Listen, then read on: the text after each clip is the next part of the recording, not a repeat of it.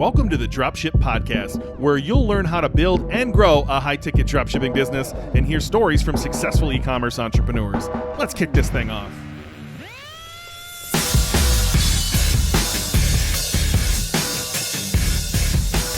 Hey, welcome to the Dropship Podcast, and today we kind of have a fun one, I think. I've been seeing a lot of these ads lately, and so it wasn't a coincidence when someone in our Facebook group, the Dropship Tribe on Facebook, Jane, asked, I've come across some dropshipping courses and even AliExpress that offers a plethora of pre-built or turnkey online stores. What is your take on them? John and I actually talked for like 10 minutes before the show, trying to get, I want to get my words right here, because I do feel like it is just like the title that ChatGPT made for us, the false promises. It's the easy button, but I'm not really sure how to, because there's so many different ways this is, right? There's certainly an ad running around right now where AI will build you a store and find you the 20 hot products. There are people in the high ticket space who will charge you $15,000, $20,000, $30,000 to build you a store that you can build for less than $500 and less than a month of your time. Hey, John and I in Australia, and we just realized we forgot to run a Black Friday ad on the podcast. So here it is, literally recording it live before John puts this out later tonight. If you want to hop on our Black Friday sale, now is the time. Dropshipbreakthru.com/Black Friday. You will not see a better deal than this, probably ever, because John continues to make them even better every single time. So hop on that deal. If you want to hop in the course, there's 2 offers on that page. They are absolute no-brainers. Dropshipbreakthru.com/Black Friday. I think there's a lot of different variations of this, and they're all kind of their own form of bullshit to me. And a lot of them are on that low ticket model, which if you've listened to this show before, you know, John and I are just not a fan of low ticket drop shipping and the way that model exists. Yeah, totally. Look, I think there are different variations of this. I think they're all about outcome for you, right? But in different ways. There's different ways that it's a bad thing. And I think there's some major things missing from these sort of offers and these sort of deals out there for you as an individual. So, breaking down, I guess, some of those things. The first one is almost all of these pre-built stores are low-ticket dropshipping stores. That, as we've said, I don't know how many times on this show, that's a bad option when it comes to dropshipping, right? So straight out of the gate, that's a problem. Have never seen a single good offer in this space for high-ticket dropshipping. So straight up, that's not even an option out there, in my view. And then you've got the option of there's ones that are incredibly cheap, where you like you say, the AI will build your store in 30 minutes or something, and you get it for free, or you don't really pay anything. So that's one option. And then on the other end of the scale, you've got these really, really high-priced options out there, which could be exactly the same thing, to be honest, something that AI built for the person who's selling it. You probably wouldn't even know that, right, these days. Or maybe AI doesn't build it. Maybe some poor guy in the Philippines builds it, like whatever, right? So on the end of the one that sets up in 30 minutes by AI,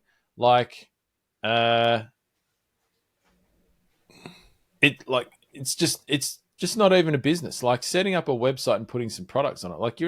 That's not a business. That's setting up a website and putting some products on it. It's just not the way that, business works. How is that going to be any other different to the 2,000 other low ticket dropshipping stores that those guys have sold people, right? Or provided to people. Not to mention, it's not going to be free.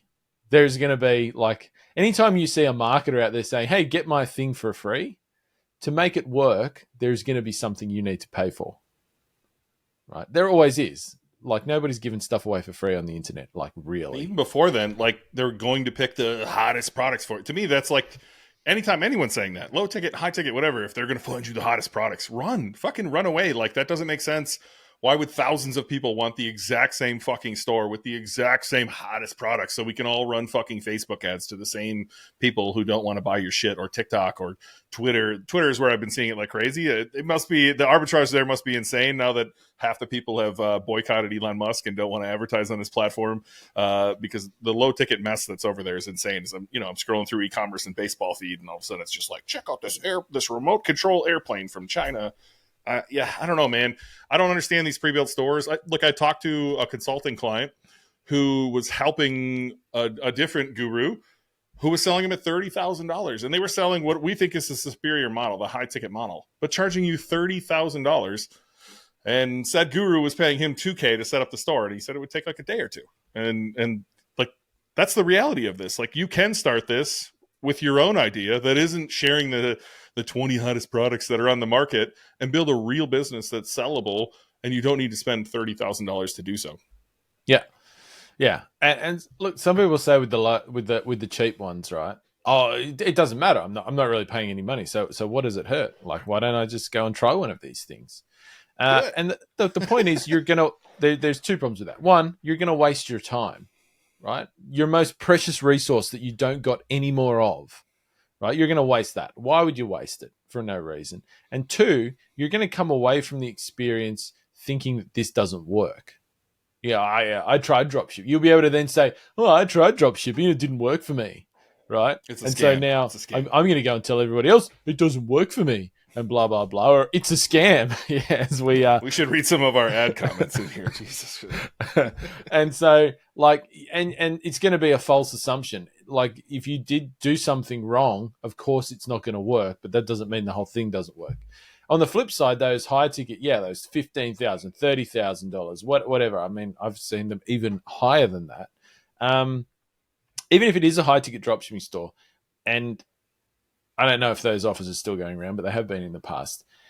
They're not even a good one. They're still cookie cutted. What those guys do when they do that, and I know this because I've helped people. I've built these stores for people, right? To do it properly, you have to pick up the phone and call suppliers. Right? And you have to go through that whole process on somebody else's behalf, which is a lot of work, right? I used to pay a guy $1,000 a week to call suppliers for me, right? For businesses I was setting up for people. What the guys who offer it do is they actually just go up and sign you up with all the suppliers that they can get access to via email, right? And they just keep building the same stores with the same suppliers that they can get signed up to without calling them, without making any contact, right? The drop shipping sort of, whole, like the big, dropship zone type things and stuff like that.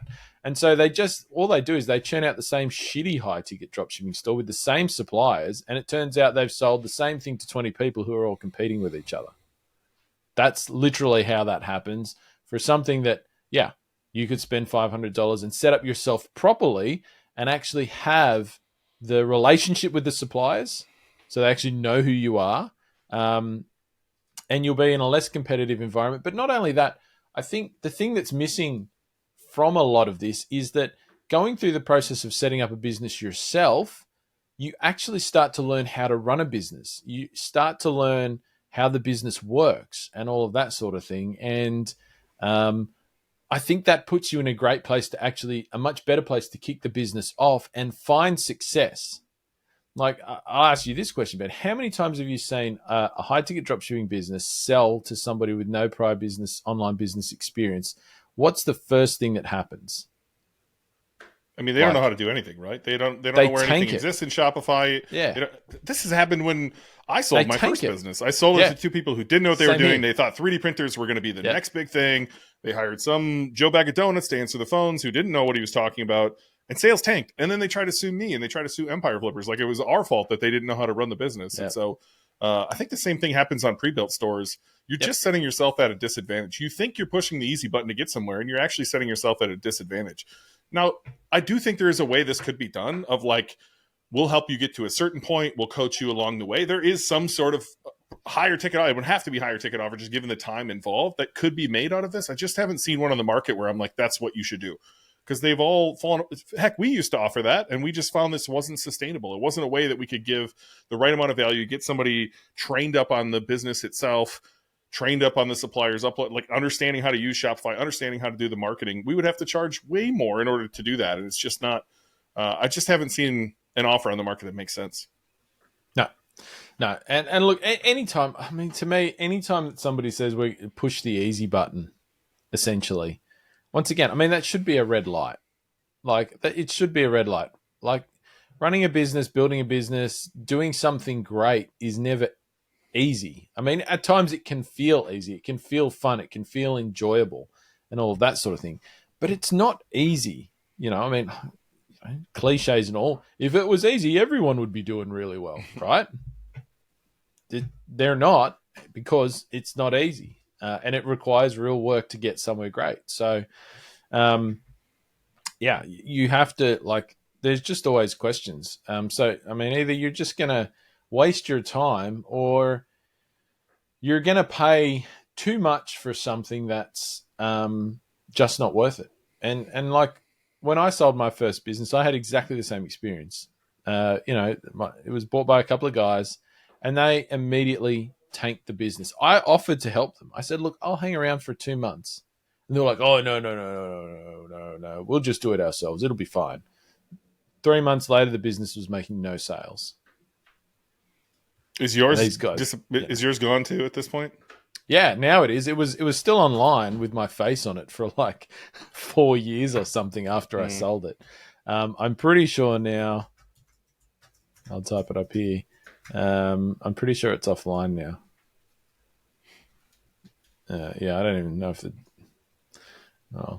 gets a not secure warning. Secure? That's not good.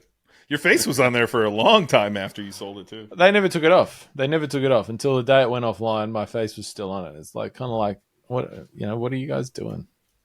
Look, I think you don't need to take this step. I think there is a way that you can do it that isn't the easy button, which is actually a good thing. Like, doing the hard things is what life is about, and you're going to feel a whole lot better. And I've been looking over here the whole thing. I wanted to shout out some people. So we're running the best sale you're ever going to see from us is happening right now. John and I are recording this quite early, but I know when this goes out, this is going to be during the Black Friday sale. dropshipbreakthru.com/Black Friday. And last year, there's some people in here that I'd love to shout out. Like Kathleen is going to be seeing us in Australia in a couple weeks as we record this for Dropship Breakthru Live in Australia. My man, Jonathan Humphreys in the UK. I'm a big fan of Jonathan. If you're listening to this, buddy, I'm rooting for you. Some people you've heard on this show. Holly joined last year during our Black Friday sale, end of year sale. Matthew Gemkow, Jaden Clark, who's been on this show a couple times, joined in our end of year sale. Like, there's no reason you can't decide, all right, I don't want to push the easy button. I want to jump in here and do this myself. You'll never find a better price than what we're offering right now at dropshipbreakthru.com/Black Friday. Hop in and do the hard work. And trust me, it feels really fucking good to build something you're proud of. Not just push the easy button and watch it fail, but build something you're proud of and watch the revenue come in. Do the hard work, learn real skills so that you have leverage and not just, spending every day punching the time clock for somebody else. Go build something you're fucking proud of. And there couldn't be a better time to do it than right now. So, there's some names in here. I was kind of shocked because some of these people, Holly did an episode. She did 500K in 5 months. Jaden did an episode. I don't remember what we named his, but I want to say he hit $1 million.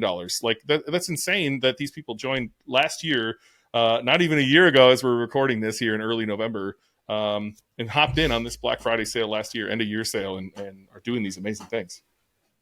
Yeah, no, it's really cool. I think we look back on some of the names that joined last year a few weeks ago, and I think that there's even more. I think that you didn't even mention there for sure, who are I thought about them. I was like, wow, it's been that long since they joined. It didn't even feel like it. And I know they're doing real well because we've either met them in person or hang out with them in our group coaching calls and that sort of thing. So yeah, it's a fantastic time to get in there. It's a great time of year to get started too, I think. This time of year you kind of get everything set up over when it's a bit, in a lot of cases, a bit slower through December and whatnot, and then you're ready to roll. You've got supplies, you've got a store set up as next year you head into 2024.